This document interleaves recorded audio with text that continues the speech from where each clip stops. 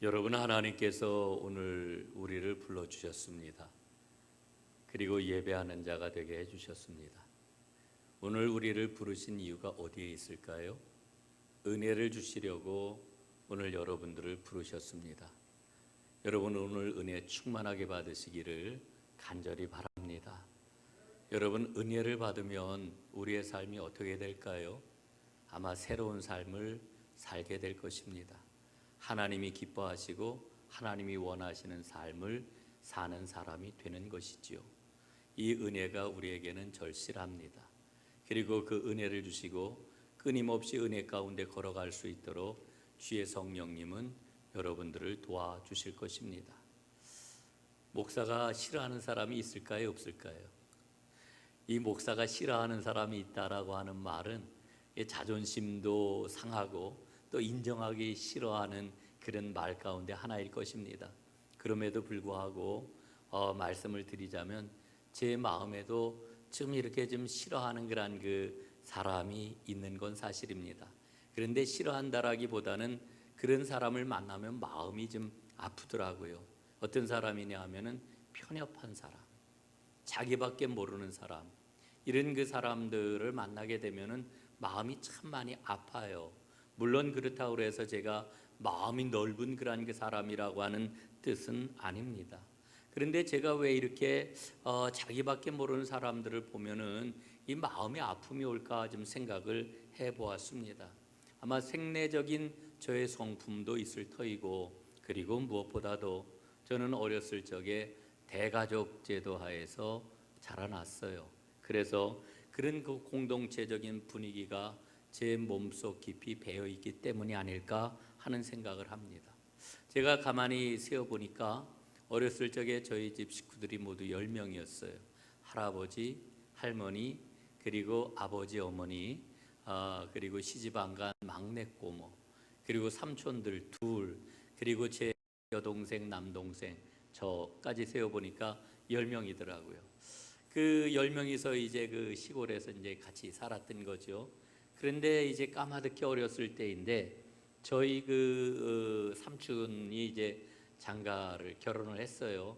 그래서 이제 작은 어머니가 시집을 와가지고 같이 살았는데, 그때 저희 할아버지께서 그 사랑채의 방을 하나 더 들여가지고 거기에서 이제 작은 어머니, 작은 아버지가 이제 그 신혼살림을 시작했던 그런 기억이 납니다. 그리고 얼마 안 있어 이제 막내 고모가 시집을 가고, 또 이제 막내 삼촌도 서울로 취직을 해가지고 서울로 올라가고 그랬습니다.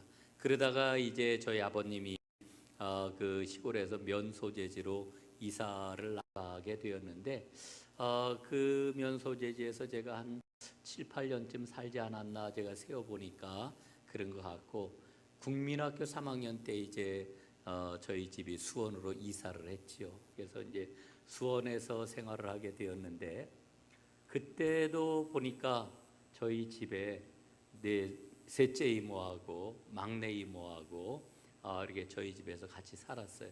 셋째 이모는 이제 직장을 다녔고, 막내 이모는 이제 그때 막 고등학생이 되어가지고 이제 집에서 이렇게 함께 살았던 그런 기억이 납니다.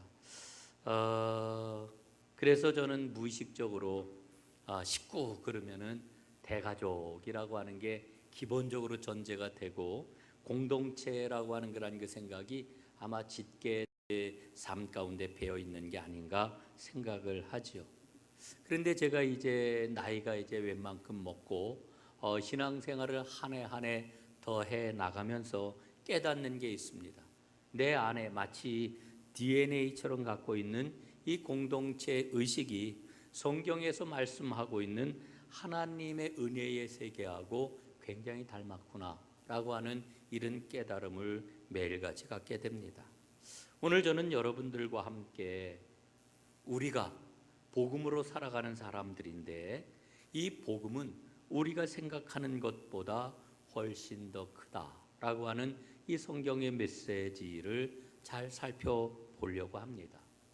2010년도 남아프리카 케이프타운에서 제3차 로잔 세계 복음화 대회가 열렸습니다. 거기에서 케이프타운 서약이라고 하는 아주 중요한 신학 문건이 이제 발표가 되었는데 그 문건에 보면 이런 고백이 나옵니다. 예수가 주님이시라는 복음 선포는 인간만을 위한 것이 아니라 창조 세계 전체를 향한다. 그렇기 때문에 창조 세계를 돌보는 일은 그리스도의 주 되심을 나타내는 복음 실천의 문제다. 저는 이 구절을 읽으면서 마음이 얼마나 뜨거워졌는지 몰라요. 여러분, 이 선포가 이런 이야기, 이를테면은 이 복음 선포는 인간만을 위한 게 아니라 창조 세계 전체를 향한다라고 하는 이와 같은 선언이요. 이를테면은 그 진보라고 이야기하는 에큐메니칼 신학 선언이라고 하면 그러려니 할 것입니다. 그런데 여러분, 로잔 이 회의는 가장 보수적이고 복음주의적이라고 이야기하는 이와 같은 그런 그 신앙의 영역에 속하는 사람들입니다. 여기에서 말하기를 이제 창조 세계를 돌보는 일은 그리스도가 주 되시는 것을 나타내는 신앙의 실천이라고 이렇게 이야기를 하는데, 여러분, 이게 정말 중요한 문제가 아닐 수가 없는 거지요. 우리가 잘 알고 있는 진리이지만 오늘 다시 한번 확인하고 붙잡아야 할 진리가 있다고 생각을 합니다. 그게 뭐냐 하면은 우리가 창세기를 읽으면서 흔히 많은 사람들이 이런 질문을 던져요. 우리가 어떻게 이 땅에 오게 되었는가? 이런 질문을 던지면서 창세기를 보지요. 그러나 창세기는 그 질문이 잘못됐다 이렇게 이야기를 해요. 어떻게 우리가 이 세상에 왔느냐라고 하는 것을 설명해 주는 책이 아니라 창세기는 우리가 왜 이 땅에 존재하느냐를 말씀해 주는 책이라고 이야기하고 있는 거죠. 여러분, 성경은 하나님이 이 세계를 어떻게 창조하셨느냐를 말씀하지 않아요. 성경은 우리에게 왜 하나님이 이 세계를 창조하셨느냐, 이걸 우리에게 말씀을 해주고 있어요. 하나님의 창조 세계를 우리가 가만히 들여다보면은 이 우주 창조 세계는 정말 상호 의존적입니다. 관계적이라고 하는 이와 같은 이야기죠. 왜냐하면은 하나님의 본질이 관계적이기 때문에 그래요. 여러분, 우리 하나님에 대해서 어떻게 고백을 합니까?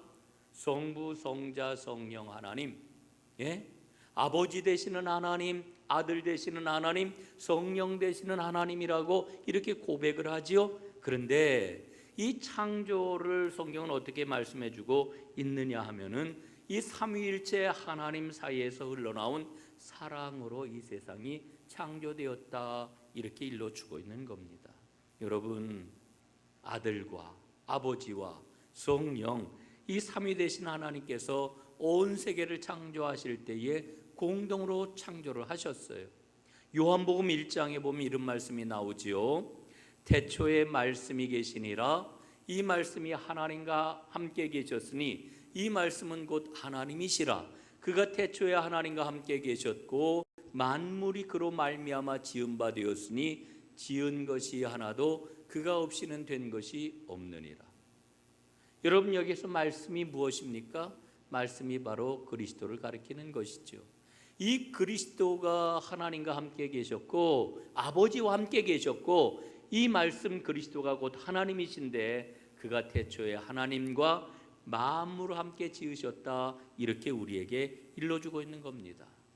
그래서 초대교회 교부였던 이레니우스는 뭐라고 이야기를 하느냐 하면 하나님께서 그 아들과 성령이라고 하는 두 손으로 온 세상을 만드셨다 이렇게 이야기를 했습니다.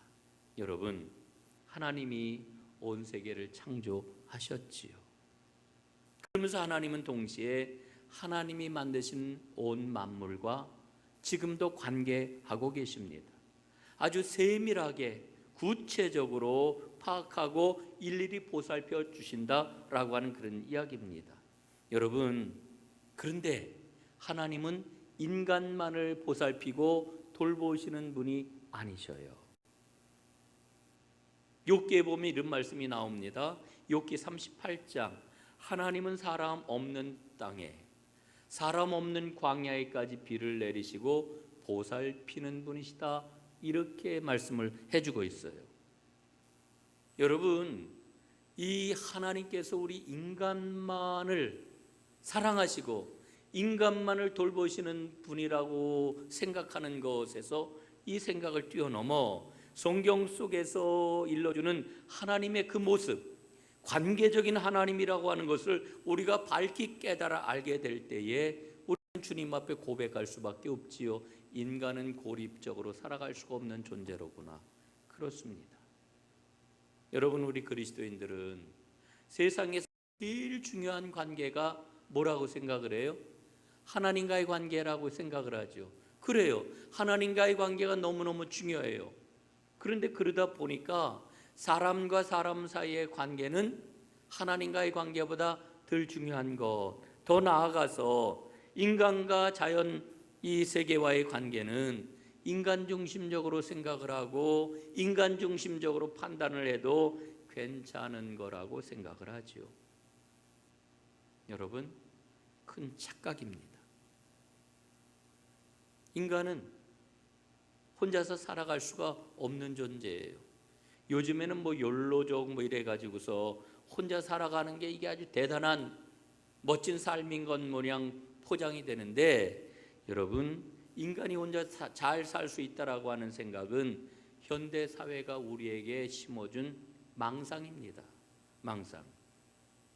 인간은 하나님을 의지하듯이 서로 의지하며 살아가게 되어 있어요. 하나님이 그렇게 만드셨어요. 우리는 하나님을 의지하는 것처럼 창조 세계를 의지하면서 살아가야 돼요. 상호 의존적으로 살도록 하나님이 지으셨기 때문이지요. 여러분, 이건 저는 굉장히 중요한 믿음의 진리라고 확신을 해요. 이 진리를 꼭 붙잡으시기를 간절히 바랍니다. 이렇게 이야기하는 사람이 있어요. 하나님의 우주 개입은 천지 창조 시점에서 멈췄다. 이렇게 주장하는 사람들이 있죠. 오래된 그런 그 이론인데 여러분들도 들어보셨을 거예요. 하나님은 시계공이라고 하는 이와 같은 이론입니다. 무슨 얘기냐 하면은 하나님이 천지 창조를 하실 때 마치 시계 태엽을 감아 놓는 것처럼 이 우주의 시계의 그런 그 태엽을 완전히 감아 놓으시고 태엽이 차츰차츰 풀려서 시간이 멈출 때까지 내버려 두는 신, 이게 하나님이다. 이렇게 설명하는 이론이 있었지요. 여러분, 이 이론을 들으면 어떻습니까? 하나님 굉장히 엄밀하신 분, 하나님은 냉정하신 분, 이런 생각이 들지요. 그러나 여러분, 하나님은 우리에게 다가오시는 분이십니다. 성경이 우리에게 일러주고 있는 하나님은 끊을래야 끊을 수 없는 사랑으로 우리와 묶여져 있는 관계적인 분, 사랑으로 하나님의 백성, 하나님이 만드신 창조 세계를 끝까지 돌보시는 분이라고 하는 것을 성경은 우리에게 일러주고 있습니다. 그래서 하나님은 창조자이실 뿐만 아니라 하나님은 지속자라고 이야기를 하는 거지요. 시편을 보면 거듭거듭 이 말씀을 일러주고 있는데 36편에 보니까 여호와여 주는 사람과 짐승을 모두 돌보십니다. 예? 하나님은 모두 돌보신다는 거예요. 골로새서 1장은 그리스도의 복음을 가장 핵심적으로 설명해 주고 있는 그런 말씀 아닙니까? 그런데 골로새서 1장에 보면은 뭐라고 일러주시는 거 아니? 이 세상 모든 만물이 그분에 의해서 유지가 된다라고 이렇게 말씀을 해주고 있습니다. 여러분, 하나님은 성부, 성자, 성령 삼위로서 이 세상을 창조하셨고 그리고 지금도 그 세계를 지속시키는 일을 하고 계십니다. 여러분, 하나님이 왜 지금 온 세상 피조 세계를 돌보실까요? 창조하실 때 사랑으로 창조하셨기 때문에 그래요. 그래서 지금도 여전히 그분의 그 사랑과 능력을 가지고 인간은 물론이고 온 세계를 움직이고 붙들고 그리고 지속해 하시는 것입니다. 여러분, 이게 오늘 제가 전할 말씀의 대전제예요. 오늘 우리의 현실을 한번 이야기해 보도록 하지요. 지금 인류에게는 얼마나 큰 위기 상황이 닥치고 있습니까? 기후재난으로 하나님이 만드신 창조 세계가 이게 언제 어떻게 될지 모르는 그런 위험한 상황에 놓여 있지요. 지금 엄청나게 많은 사람들이 가뭄 때문에, 기아 때문에, 홍수 때문에, 질병 때문에, 해수면 상승 때문에 삶의 터전에서 다른 곳으로 옮기고 쫓겨나는 이와 같은 일들이 일어나고 있습니다. 이런 상황 앞에서 뭐라고 지금 사람들은 이야기를 합니까? 지속 가능한 미래를 위해서는 삶의 방식을 완전히 바꾸어야 한다, 이렇게 이야기를 해요. 지속 가능한 미래. 여러분, 지속 가능한 미래라고 하는 이 말은 2016년도 유엔에서 결의가 된 지속 가능한 개발 목표 결의안에서 나온 그런 그 이야기지요. 2016년도에 어떤 결의를 했습니까? 193개국, 그 당시에 193개국 유엔 회원국 193개국 회원국들이 만장일치로 결의를 한 상황이에요. 세 가지 관점에서 얘기를 하는데, 첫째는 기후변화 대처와 산림 및 해양, 생물 다양성 보존과 같은 환경적인 관점에서 지속 가능한 개발 목표를 세워야 된다. 두 번째는 효율적인 고용과 완전 고용 같은 경제적 관점에서 지속 가능한 개발 목표를 세워야 된다. 세 번째는 기하 종식과 인권, 국가 간의 평등과 같은 사회적 관점에서 지속 가능한 개발 목표를 세워야 된다. 이렇게 결의를 했죠. 여러분, 오늘 제 이 이야기를 들으면서 아이 목사님, 그거는 뉴스에서나 듣고 어디 뭐 시사 토론이나 이런 데서 하는 이야기인데 뭐 그런 이야기를 하십니까? 이렇게 여러분 생각하실 수 있어요. 그래서 제가 이 이야기를 일부러 가지고 왔습니다. 왜냐하면은 지속 가능한 미래를 이야기하는 게 신앙적으로 이게 타당한 거냐라고 하는 질문을 여러분들과 함께 붙잡아 보려고 그래요. 지속 가능한 미래를 얘기하는 게 이게 신앙적으로 정말 가능한 거냐? 이건 세상 사람들 얘기하는 거지요. 왜 설교하면서 그런 얘기까지 하십니까? 여러분 혹시 이런 생각 안 드세요? 예? 어떻습니까? 여러분, 그러나 저는 분명히 고백해요. 지속 가능한 미래라고 하는 것은 신앙의 정도입니다. 신앙의 핵심입니다. 왜요? 앞에서 말씀을 드렸던 것처럼 하나님은 창조자이실 뿐만 아니라 온 세계를 지속하게 만드시는 지속자이기 때문에 그래요. 여러분, 우리는 지금까지 창조신앙을 이야기할 때 하나님은 창조자이십니다라고 하는 고백만 했어요. 그러나 하나님은 창조자이시면서 동시에 그 창조 세계를 지속해야 하시는 지속자입니다. 예? 보존하는, 창조 세계를 보존하는 지속자가 바로 우리가 믿는 하나님이시라고 하는 거지요. 여러분, 창세기 1장을 보면은 하나님께서 자신이 만드신 피조물을 보고 뭐라고 말씀하십니까? 보시기에 좋았다, 이렇게 말씀하셔요. 보시기에 좋았다. 여러분, 보시기에 좋았다라고 하는 이 말씀을 몇 번에 걸쳐 반복을 하십니까? 무려 7번에 걸쳐 반복을 하셔요. 그리고 마지막으로는 뭐라고 그러시는 거 아니? 보시기에 심히 좋았더라, 이렇게 말씀을 하셔요. 좋았다. 여러분, 우리 감리교 목사 중에 새를 아주 사랑하는 새 박사가 있어요.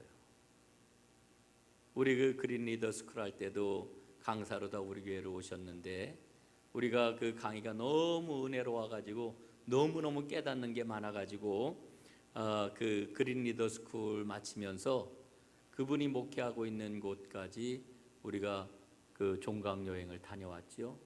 속초 오봉교에서 담임을 하고 있는, 목회하고 있는 장석근 목사님이십니다.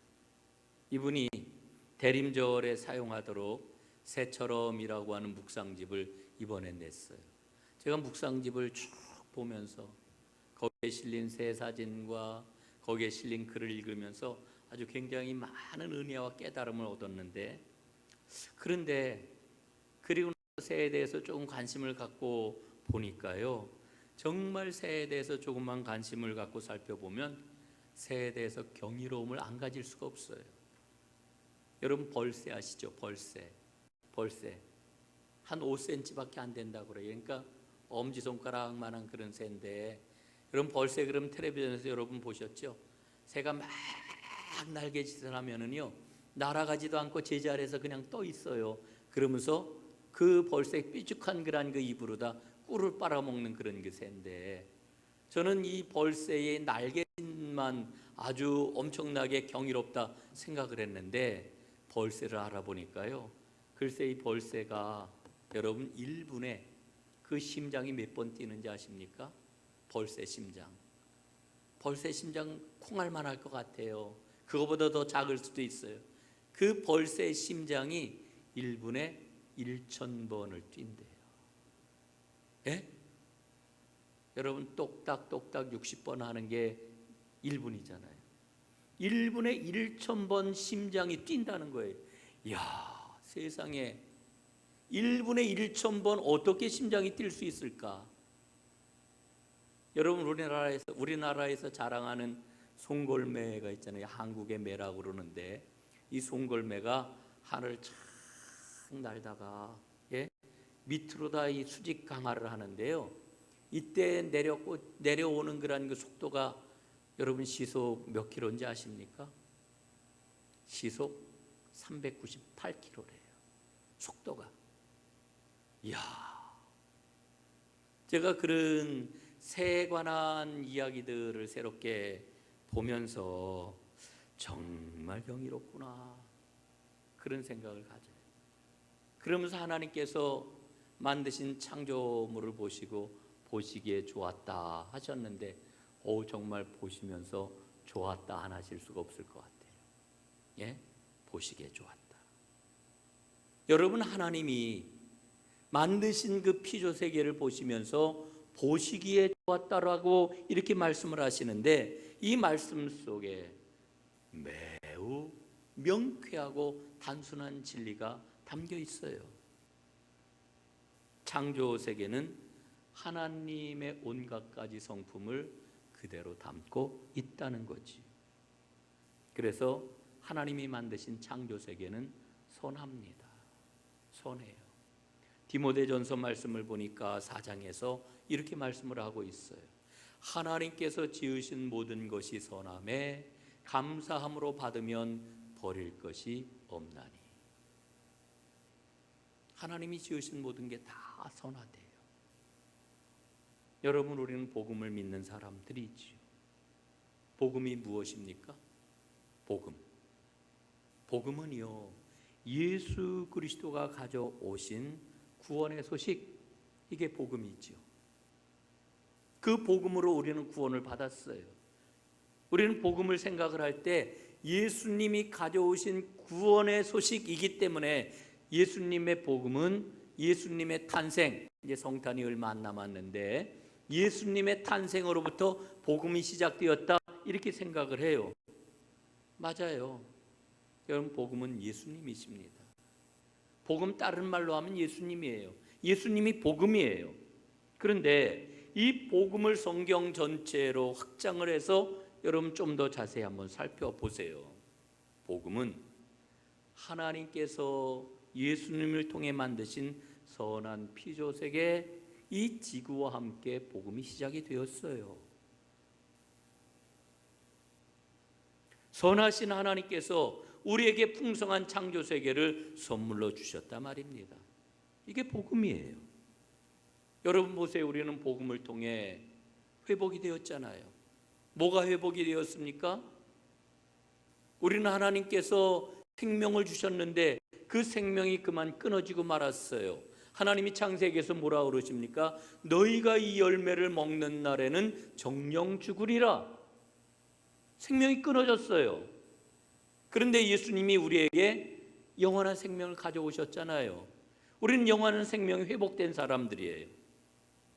뿐만 아니라 하나님이 만드신 선한 창조 세계를 다시금 누릴 수 있도록 우리를 회복시켜 주셨어요. 이게 복음이에요. 여러분,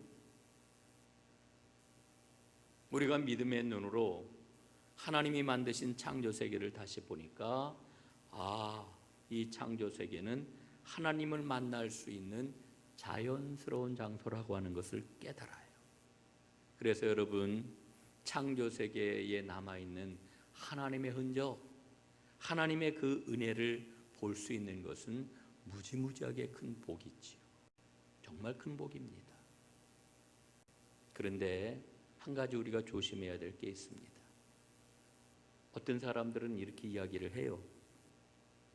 어머니 대자연, 어머니 대지, 뭐 이런 표현들을 해요.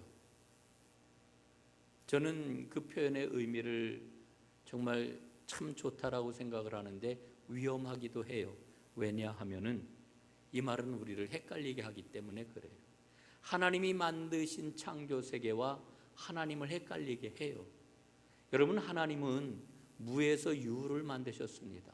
아무것도 없는 데서 하나님은 창조의 역사를 이루셨습니다. 이 얘기는 뭐냐면은 창조된 세계, 우리 인간과 이 피조된 그런 그 피조 세계, 창조된 세계하고 하나님 사이에는 엄연하게 다른 질서가 작동이 된다는 거예요.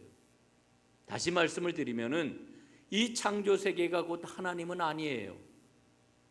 이 창조 세계를 통해 가지고 우리는 하나님의 아름다움을 보고 하나님의 능력을 보고 하나님께서 얼마나 멋진 분인지를 발견하지만 여러분, 그 자연과 창조 세계가 곧 하나님은 아니시다라고 하는 겁니다.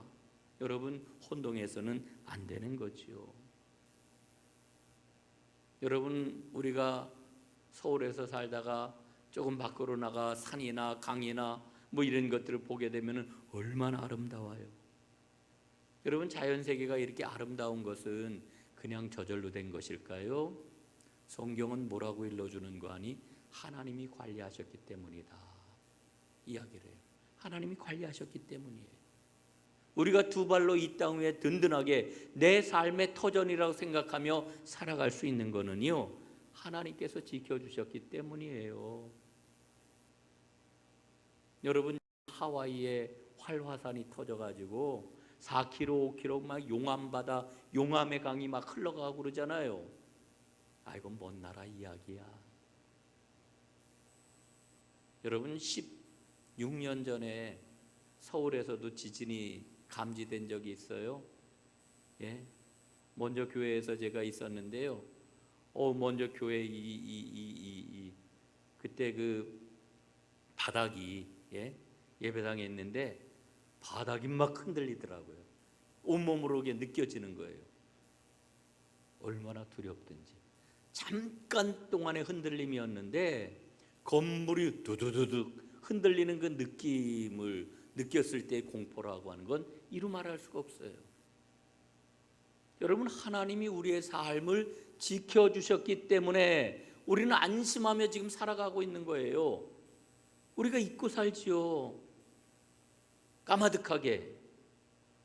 여러분, 자연은 하나님이 누구이신지 하나님의 이야기를 우리에게 해 주어요. 그러나 그 자연 만물의 주인은 하나님이셔요. 오늘 24편 시편 23편 말씀을 보면 이렇게 일러줍니다. 땅과 거기에 충만한 것과 세계와 그 가운데 사는 자들은 다 여호와의 것이로다. 여러분, 이 말씀은 세계를 어떻게 봐야 되는지, 어떻게 살아가야 되는지, 우리 자신을 어떻게 봐야 되는지 분명하게 일러주고 있어요. 이 말씀의 의미가 뭘까요? 이 세상은 하나님의 것이지 우리의 게 아니다, 이렇게 말씀을 하고 있는 거죠. 여러분, 하나님은 창조 세계에 대해서 분명하게 말씀을 하셔요. 거듭해서 시편 50편 말씀에 보니까 산의 모든 새들도 내가 아는 것이며 들의 짐승도 다 내 것이미로다. 내가 가령 주려도 내게 있지 아니할 것은, 내게 이르지 아니할 것은 세계와 거기 충만한 것이 내 것임이로다. 예? 하나님이 모든 게 다 내 거라고 말씀을 하시잖아요. 여러분, 우리는 땅을 얼마나 소중하게 생각을 해요? 그런데 땅에 대해서 하나님은 이렇게도 말씀을 하셔요. 예, 레위기 25장. 땅은 아주 팔지는 못한다. 왜냐하면 땅은 나의 것이기 때문이다. 하나님 뭐라 그러셔요? 땅은 내 거다. 땅은 내 거다. 여러분뿐만입니까?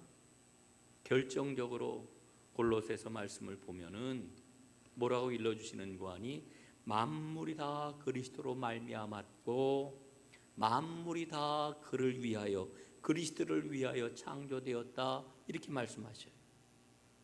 그러니까 창조 세계는 하나님의 성품을 나타내고 또한 창조 세계는 그리스도의 소유물이라고 하는 것을 일러주고 있는 거지요. 여러분, 이제 결론을 내려야 됩니다. 이 믿음이 분명하게 우리에게 있다라고 하면 우리는 이렇게 고백을 하게 되지요. 창조 세계의 중심은 인간이 아니라 바로 예수님이십니다.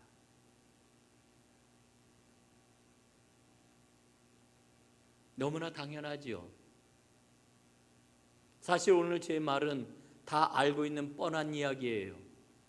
그러나 여러분이 창조 세계에 대한 새로운 깨달음이 있을 때에 이 말이 갖고 있는 폭발력은 엄청난 거예요. 성경적으로 보면은 우리 인간은요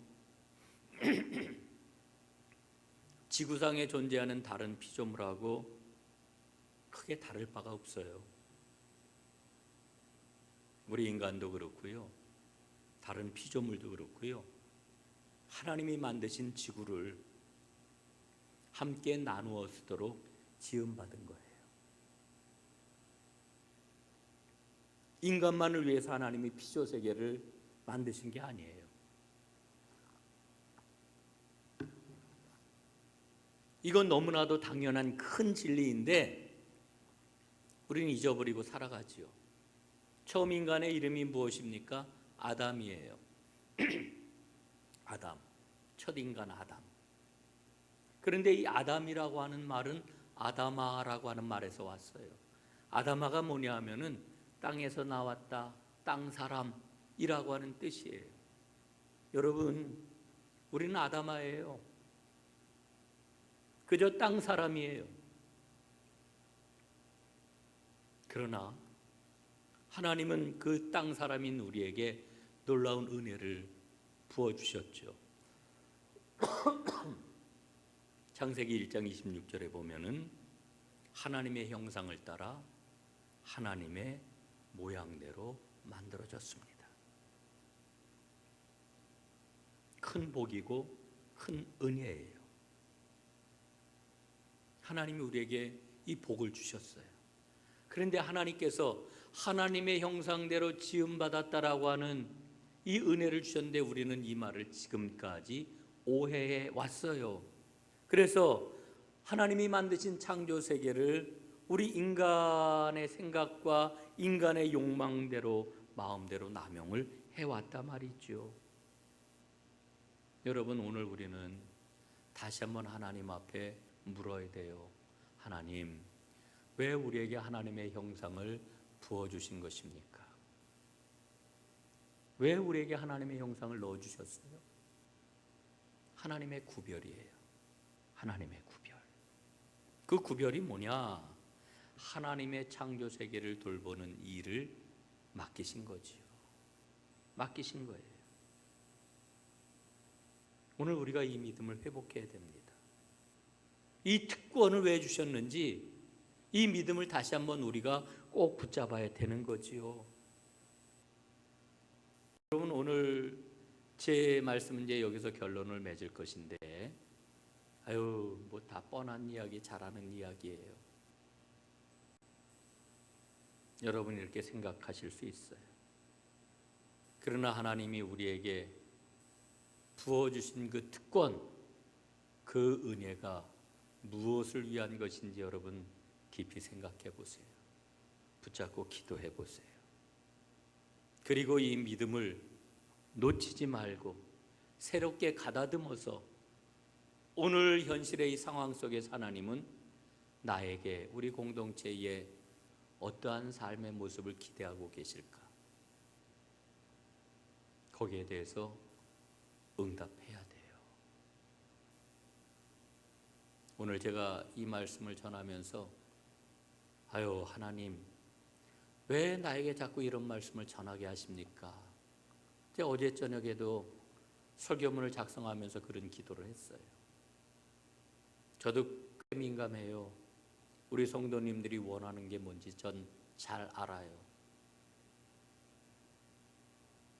아마 여러분들 저의 이 설교를 들으면서 아우 부담스럽네 라고 생각하는 분도 있을 거예요. 그럼에도 불구하고 하나님이 이 말씀을 제 마음에 심어주셨어요. 전하지 않을 수가 없어요. 하나님이 왜 나에게, 하나님이 왜 우리에게 하나님의 형상을 부어주셨을까? 깊이 생각하고 하나님의 그 은혜와 특권 앞에 바르게 응답해야 돼요. 지금이 그때입니다. 기도하겠습니다. 아버지 하나님 고맙습니다.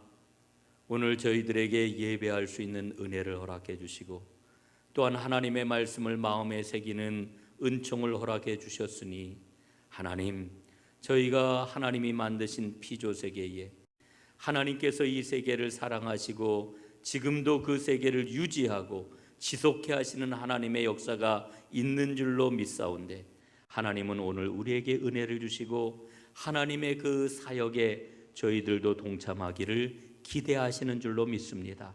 온전하게 응답하게 하시고 주님의 손 붙잡고 주와 함께 생명의 길을 걸어가는 하나님의 진정한 축복의 주인공들 다 되게 하옵소서.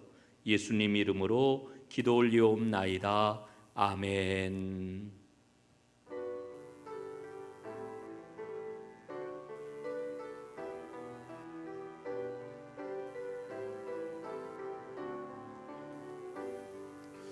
내 영혼이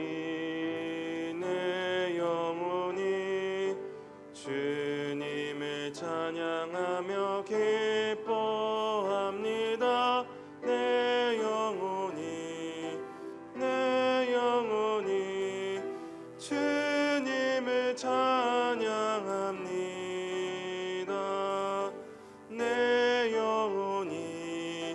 내 영혼이 주님을 찬양하며 기뻐합니다. 내 영혼이 주님을 찬양합니다.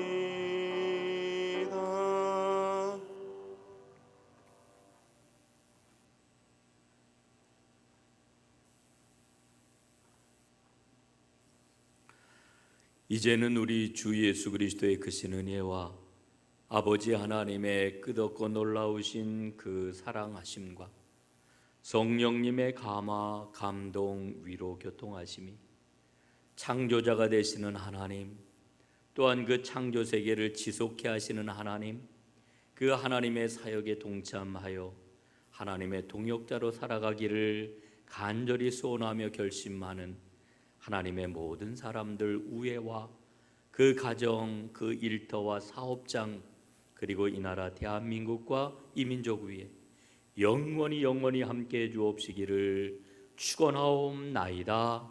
아멘.